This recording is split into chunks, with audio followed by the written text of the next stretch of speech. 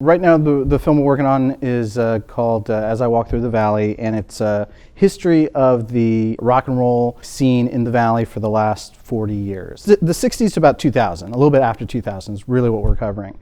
And so we're just looking at everything that's not norteño, conjunto, regional music that has been covered. We're trying to cover everything that hasn't been. My name's Charlie Vela. I'm a record producer here in the Valley. I've been making music here for about 15 years. And my experience with the local music scene started in the late 90s. There was a pretty vibrant, self-organizing pop punk scene here in the Valley. It was crossed over with some metal scenes and some other things, but there was a group of kids going around organizing their own shows and kind of making this thing that was theirs, and we got into that when we were in high school. First of all, we were interested in really telling a story of this thing that we'd grown up in, this time that we knew intimately, and we were victim to the same kind of idea that a lot of people over the history of the scene have had, that we were the first, that we had made something out of literally nothing.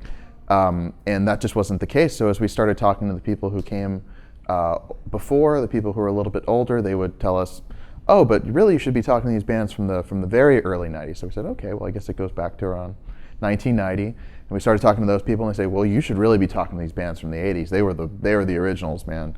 And it just kept going like that until we found ourselves connecting this early 60s scene with the scene that we had known, and realizing that by leapfrogging artists and bands and time, I mean, there are connections between the two that we just didn't even realize.